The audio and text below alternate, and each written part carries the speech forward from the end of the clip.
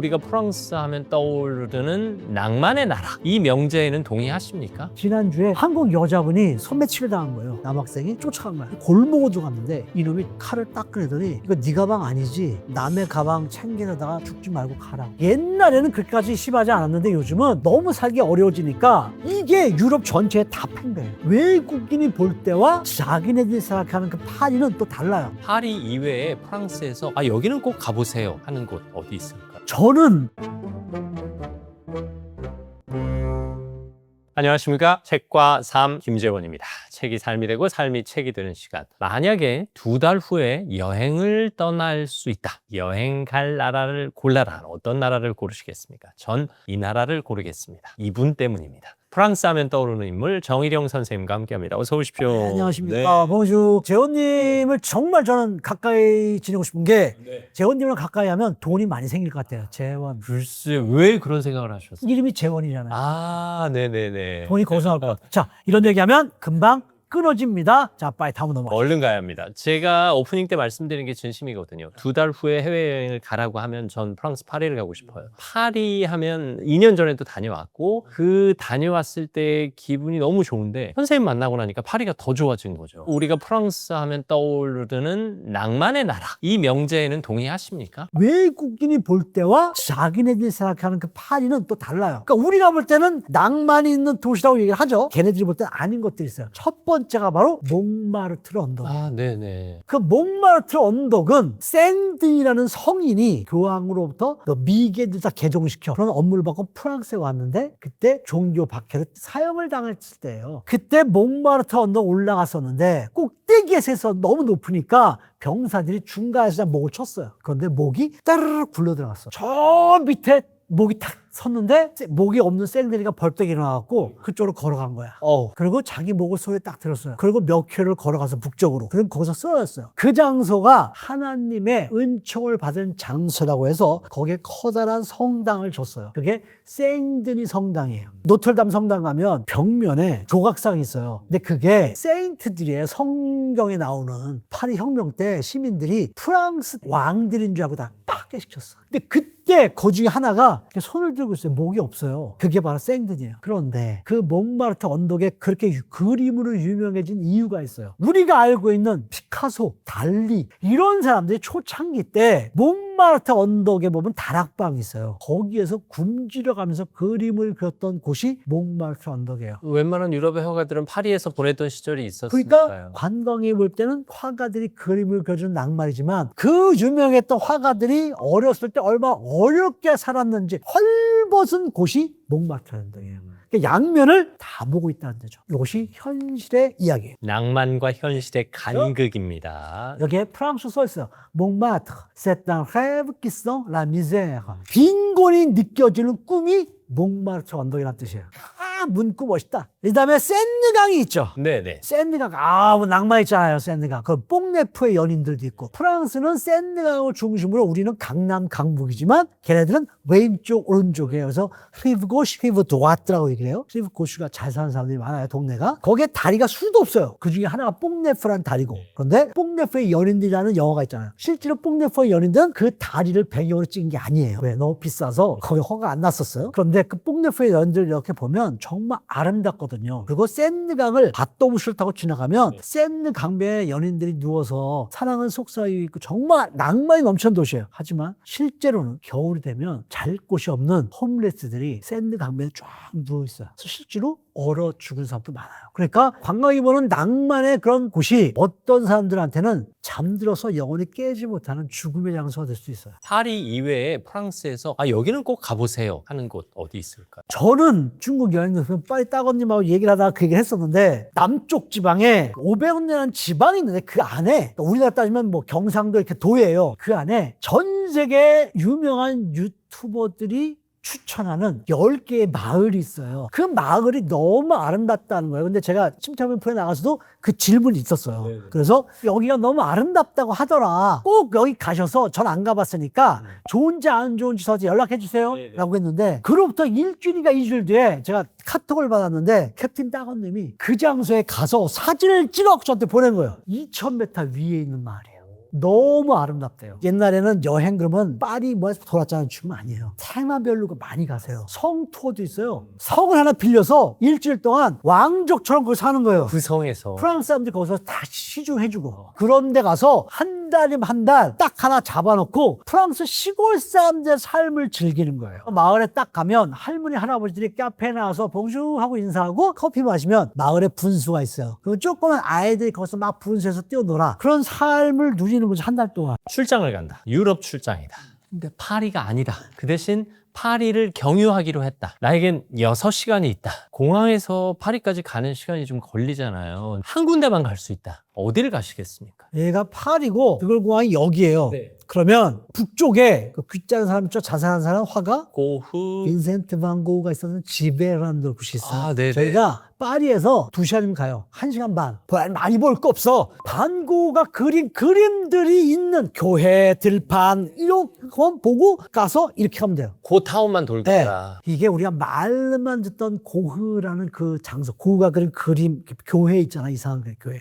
그 교회가 실제 똑같은 교회가 있어요. 네네네네. 교회에서 울리는 소리와 내가 고흐의 그림 속에 들어와 있는 듯한 느낌을 받아요. 저같이 정말 제가 그림 젬병이거든요. 근데 왠지 느낌이 이상해. 그리고 고흐가 그린 그 까마귀가 있는 들판들, 그 들판에 진짜 이렇게 가요. 그럼 실제로 갈대밭이거든요. 그리고 사진을 딱 찍어달라고 찍잖아요. 그러면 내가 그림 속에 들어와 있는 거예요. 그러니까 그런 걸 느낄 수 있어요. 발품을 팔고 많이 돌아다니지 않아도 딱딱딱 몇 군데만 찍으면 돼. 그러면 정말 느껴지는 게 있어요. 고흐와 내가 공존을 하는 그 그림에 있는 모양들을 그대로 다 보관해놨어요. 고흐가 살았던 위에 하숙방 집에 밑에 있는 가게, 그것도 그대로 세팅이 돼 있어요. 그러니까 그걸 보면서 앞에 앉아서 커피 한 잔 마시면서 그걸 느끼는 거죠. 아, 그 당시에 고흐는 어땠고 대신 선글라스는 꼭 쓰셔야 돼요. 선글라스는 간직. 그러면 정말 내가 프랑스에 와 있구나라는 걸 느낄 수 있어요. 고흐의 그림 속으로 떠나는 여행이기도 하네요. 정말 아름다워요. 저에게 그런 질문을 하신다면 근데 3시간밖에 없다 하면은 진짜 샤를드골에서 파리 들어가요. 그래서 그냥 동네 빵집에서 크루아상 먹고 바게트 먹고 그 빵집의 시그니처 먹고 그것만 먹고 와도 파리는 프랑스에 빵 만드는 체인점이 거의 성공을 못해요. 왜? 각 동네마다 다 맛있으니까. 거의 유일하게 성공한 데가 우리나라 체인 뭐뭐뭐 빵집이에요. 왜? 파리 빵집에 없는 빵들이 있어요. 그래서 프랑스 애들이 이 빵은 대체 뭐냐 그러고 들어간대요. 그런데 빵은 이스트, 밀가루, 소금, 물 4종류 이외에 다른 첨가물이 들어가면 뺑이란 말을 못 붙여요. 그 자체로만 엄청난 맛을 내는 거야. 그래서 뺑이 맛있는 집이 정말 잘하는 빵집이에요. 근데 그렇게 빵은 정말 프랑스 사람들의 자존심이고 질문이 하나 나왔잖아요. 그렇게 빵을 먹는데 왜 살이 안 쪄요? 이게 질문이 있었잖아요. 근데 제가 가만히 생각해보니까 우리는 프랑스 사람들이 빵이 주식이라고 알고 있잖아요. 물론 식사 때 먹어요. 근데 빵만 먹는 게 아니에요. 야채를 엄청 먹어. 그리고 빵 양이 많지 않아요, 생각보다. 그리고 엄청 운동을 해요. 왜? 시내인데 조금만 나가면 블론뉴 숲 같은 엄청난 숲들이 있어요. 거기서 계속 뛰어요. 무료잖아, 다.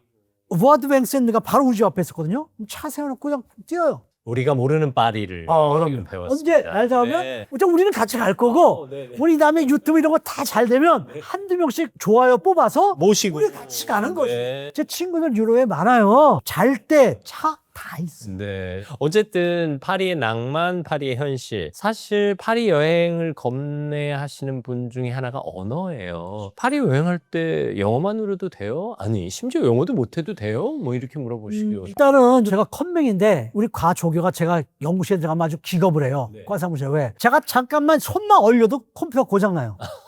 그래서 접근을 금지시켜요. 근데 요즘 애들이 무슨 얘기를 하는데 챗 GTP인지 뭔지를 얘기하니까 뭐냐? 뭐라고 얘기하니까 어디다 써 했는데 여러분 여행을 갔을 때 말만 하는 거는 그걸로 다 돼요. 진짜로 요새 보니까. 근데 다만 내가 기차역 어디예요? 그리고 프랑스 사람한테 갖다 대잖아요. 프랑스 사람들 물러나요. 프랑스는 식당에서 휴대폰을 쓰지 않으면 식당 값을 깎아줘요. 아, 그래요? 왜? 식당은 좋아하는 사람들끼리 대화를 하면서 맛있는 것을 먹는 장소야. 거기에 휴대폰을 쓰면 안 돼. 이게 머리 박혀있는 사람들이에요. 근데 언어를 못해도 큰 문제는 없어요. 왜? 휴대폰에 요새 그 내비 찍으면 다 떠요. 그건 문제가 없어. 그런데 그거 말고라도 내가 여학생이야. 근데 길을 못 찾고 있어요. 그럼 프랑스 남자애가 와서 부쉐쉐우 어디 찾고 프랑스 얘기 못 알아들어요. 그럼 이렇게 알려줘. 그러면 따라오라고 데리고 와. 자기랑 정반대 방향인데 데리고 와. 나쁜 놈들. 절대 어떠한 교우가 있어도 친절을 베푼다고 해서 거기에 쉽게 동화되면 안 돼요. 유럽 요새 정말 위험해요. 제가 여기서 에피소드 하나 네, 들어갑니다. 2005년 가족과 함께 파리 여행을 한 적이 있어요. 동력에 내렸어요. 그래서 아이가 있었기 때문에 초등학생 한인 민박집에 한번 묵자 해서 공중전화로 내가 예약한 한인 민박집을 연락하려고 하는데 전화를 걸 방법이 없는 거예요. 친절한 프랑스 사람이 나타났어요. 그러더니 공중전화 카드를 빌려주겠대요. 이걸 마음껏 쓰세요. 정말 고마워요 하고 쓰고 통화도 1분도 안 했어요. 50초 만에 끝내고 정말 감사합니다 하면서 제가 할 수 있는 최대한의 감사 표현을 했는데 그분이 10유로를 내놓으라는 거예요. 이거였구나 하고 그래도 제가 통화를 1분도 안 했습니다 했더니 제가 항변을 하니까 제 아이 있는 쪽을 쭉 째려보는 거예요. 그렇군요 하고 수긍했어요. 그리고 그분에게 다시 한번 5유로만 드리면 안 될까요? 라고 제안을 했어요.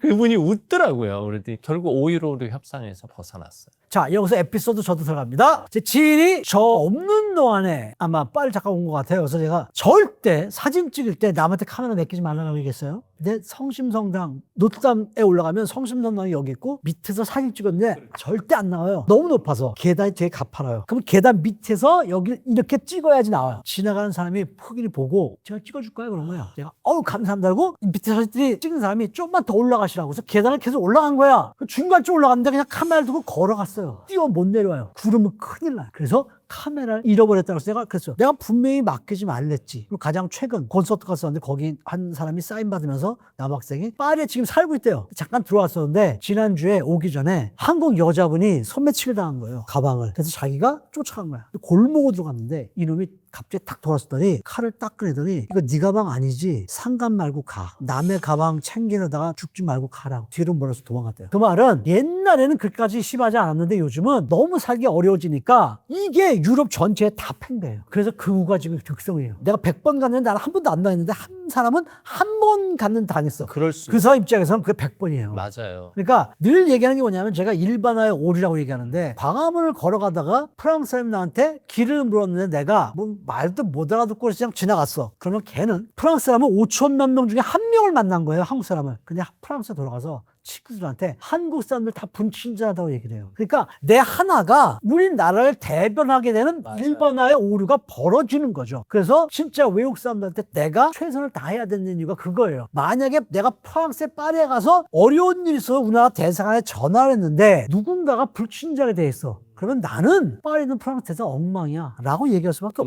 맞아요. 네. 항상 그런 생각을 가져야 돼. 사실 나라마다 국민성이라는 게 있잖아요. 프랑스의 국민성을 판단한다면 I에 가까울까요? E에 가까울까요? 저는 아주 쉽게 얘기할 수 있어요. 이기주의예요. 이기주의. 우리는 그걸 individualism, 개인주의라고 이야기하지만 제가 볼 때 아니에요. 옆에 사람이 사고를 당해도 관심 없어요. 나랑 상관없으니까. 대신 내가 피해를 입잖아요. 그냥 절대 안 참아요. 그게 국민성이 그렇게 정해져 있어요. 근데 나만 그러면 사회에서 지탄을 받을 수 있지만 다 그래요. 그러니까 우리가 늘 보면 알잖아요. 우리는 어려서부터 대를 위해서 손을 희생하라는 걸 교육을 받아왔어요.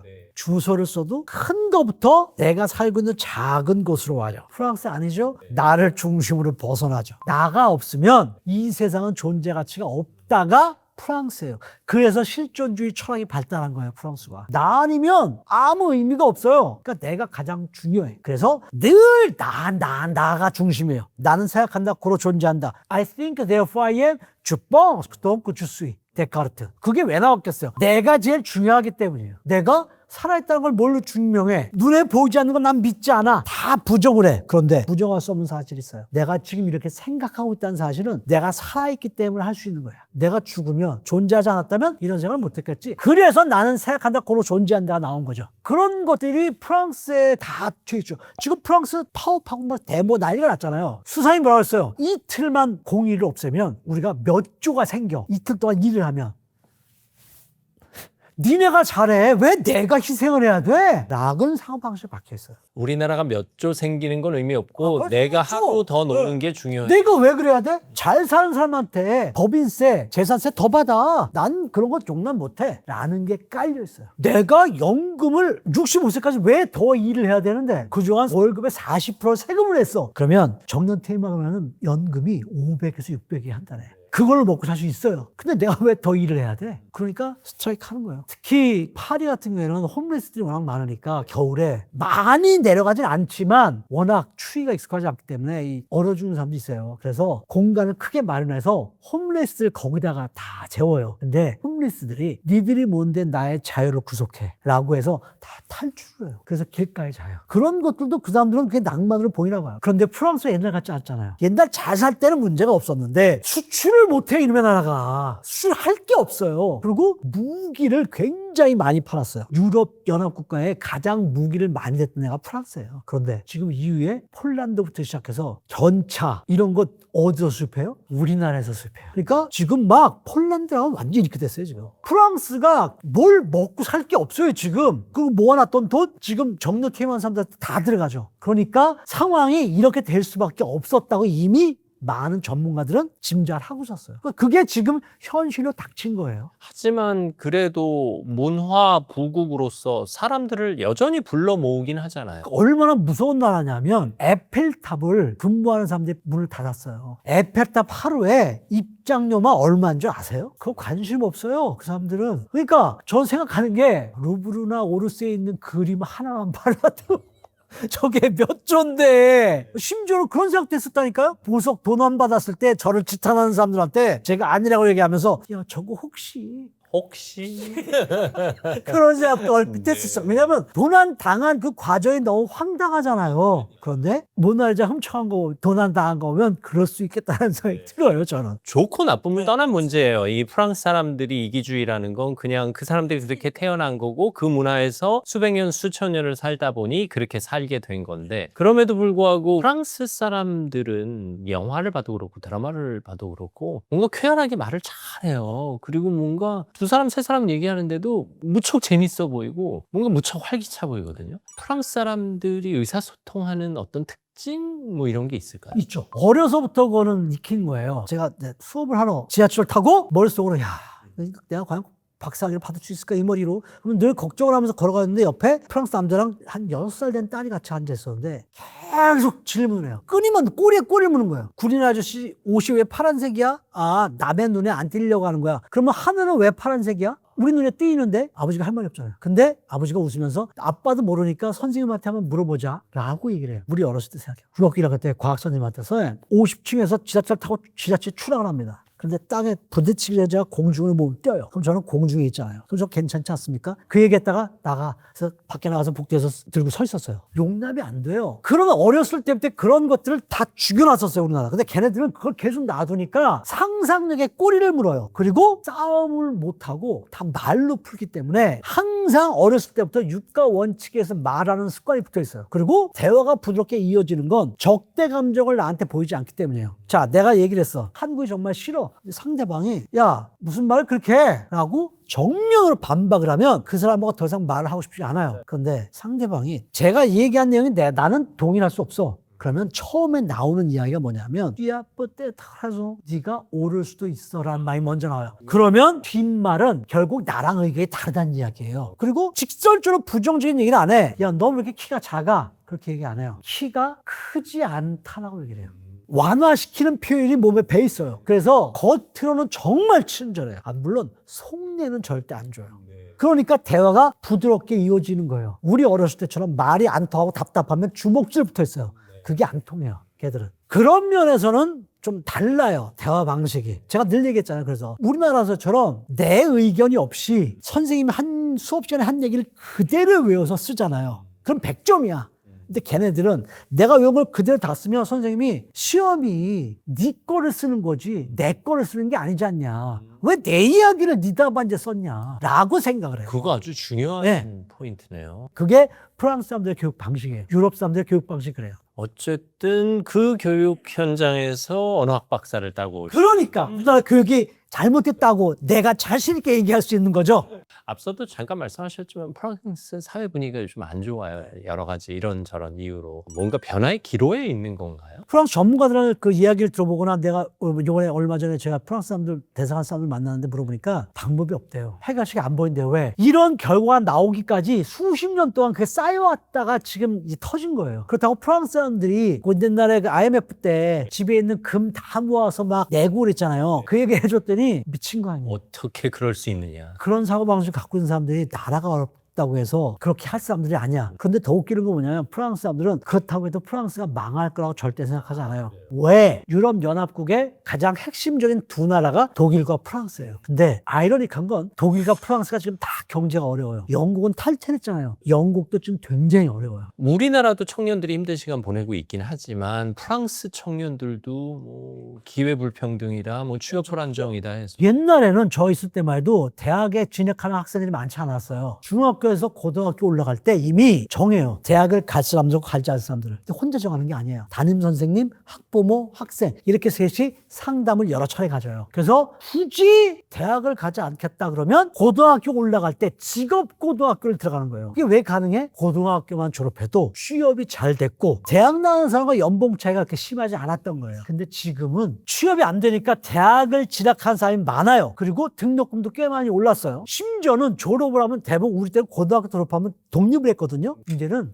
직장을 가져도 독립을 안 한대요. 나이가 30이 넘었는데 부모님과 같이 살아요. 너무 편하니까. 우리나라 캥거루족처럼 그건 상상을 못한 일이에요. 그리고 취업이 잘 안 되니까 연봉이 내가 물어봤는데 1,000몇 유로야. 그러니까 우리나라로 따지면 3,000만 원 좀 넘어요. 이게 취업이 안 된대요. 취업이 안 되는 이유 중에 하나도 그 얘기를 들어봤는데 그건 제가 프랑스에서 취업 활동을 안 해봤기 때문에 모르는데 자료를 보면 정규직하고 비정규직의 격차가 굉장히 심하대요. 돈뿐 아니라 모든 것들이. 그런데 프랑스 사람들은 또 낭만 그런 게 있어서 조금 일하고 그 돈 받고 또 여행 가고 돈 떨어지면 또 일하고 이런 것들을 좋아해요. 40% 세금을 떼기 때문에 집을 살 수가 없어요. 그러니까 월급 들어오면 그냥 즐기는 거야. 저금을 못하니까. 그래서 그런 것들이 굉장히 많아요. 경제적으로 어렵긴 해. 근데 약간 우리나라랑은 생각 자체들이 좀 달라요.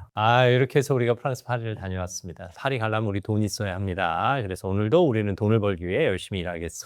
그럼요. 네. 자, 프랑스 하면 떠오르는 인물 정일영 선생님과 함께했습니다. 감사합니다. 감사합니다. 저는 행복했습니다. 여러분도 행복하셨는지 모르겠네요. 목표를 정하고 어디론가 여행한다는 것, 또 그 나라를 배운다는 것, 우리 기쁨의 요인이기도 합니다. 저는 다음 시간에도 여러분과 함께 하겠습니다. 오늘도 함께 해주셔서 감사합니다.